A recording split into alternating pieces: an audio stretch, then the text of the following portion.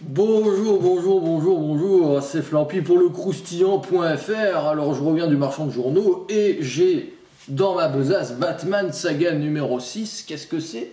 C'est la compilation de tout ce qui tourne autour du chevalier masqué et à la cape aux États-Unis, réunis en un seul numéro. Donc là, ça prend les numéros 6, comme je l'ai dit précédemment. On va voir ça d'un peu plus près.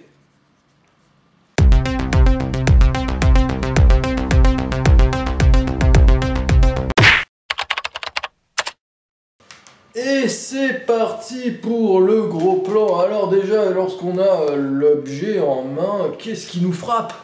Déjà la couverture, franchement, qui est assez sympa, quoi. On se dit, mais merde, quoi, mais qu'est-ce qui se passe? Il y a Batman qui est transformé en hibou.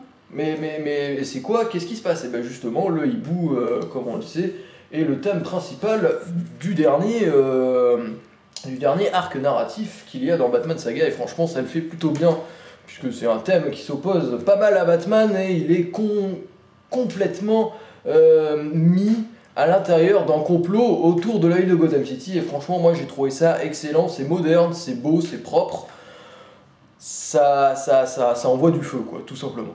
Bon voilà, on a parlé de Batman, voilà. Maintenant on va parler de Detective Comics. Detective Comics, c'est quand même globalement assez différent de Batman, puisqu'il se passe dans le passé. Donc globalement on a des récits qui sont moins matures, c'est un peu plus simpliste. En fait, c'est Batman contre les méchants pas beaux. Et dans le numéro 6, il y a une histoire autour du pingouin, en fait, et il faut pas chercher à comprendre plus loin que ça. C'est Batman contre les méchants, en fait, on s'en fout. Ce qui se passe, c'est bien fait, c'est bien construit, c'est bien écrit, mais ça va pas chercher plus loin que ça dans le haut de gamme, en fait. Donc c'est bien pour ceux qui commencent à lire les comics. Mais après, pour celui qui cherche vraiment de l'originalité, il se repliera évidemment sur le récit de Scott Snyder.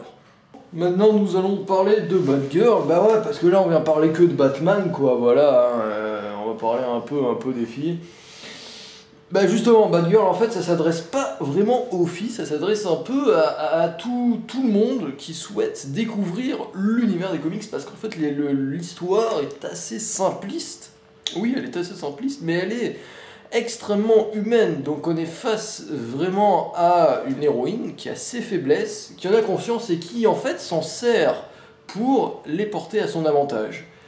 Et moi j'ai trouvé que c'était extrêmement original, surtout après avoir lu Batman, qui se fait assez charcuter dans les récits qu'on a pu lire avant. Donc vraiment c'est à lire parce que c'est différent, parce que c'est bien écrit, et parce que tout simplement ça change de Batman, quoi. Alors nous avons parlé de Batman tout seul, nous avons parlé de son homologue féminin qui était Batgirl, et dorénavant nous allons parler de Batman et Robin. Alors il faut savoir là que depuis que Bruce Wayne est revenu, donc depuis les New 52, Robin est incarné par Damian Wayne, qui n'est autre que le fils de Bruce Wayne. Ben, rien qu'en partant de cette idée, je trouve franchement ça pue. Ça pue parce que moi j'aimais bien le Batman et Robin de Grant Morrison, quand il y avait ouais, il faut retrouver de la trace de Bruce Wayne et tout, ça c'était très sympa. Mais là maintenant Batman et Robin n'a plus lieu d'être. Je suis désolé les amis. On a Batman, on a Detective Comics, l'un vaut peut-être mieux que l'autre, mais Batman et Robin n'a pas lieu d'être. Et déjà quand on commence à lire, déjà on a des dessins qui sont un peu criards, on a des couleurs un peu trop vives, on a surtout des personnages où on exploite trop le caractère et on laisse de côté l'histoire. Et en fait, on a un peu mal au cœur, quoi, quand on finit de lire tout ça. Voilà, je pense que je vais plus lire cette histoire au numéro 7 et compagnie. Voilà. Vous pouvez le lire éventuellement pour 2-3 dialogues qui sont sympas. Mais évidemment, c'est bien loin, on va dire, de Batman et Detective Comics. Donc en bref, que pouvons-nous retenir de ce Batman Saga numéro 6? Eh bien moi je pense qu'il y a vraiment des choses à revoir, notamment peut-être Batman et Robin qui pourraient laisser sa place bien gentiment à un nouveau venu qui serait, allez au hasard, Nightwing. Franchement ça serait pas mal. Le novice, on va dire, voilà, l'inhabitué aux comics, pourrait trouver son compte avec Batgirl. Il aimerait toutes ses pirouettes, Et après évidemment, Batman fera plaisir je pense vraiment à tout le monde. Et franchement on se rince bien l'œil devant.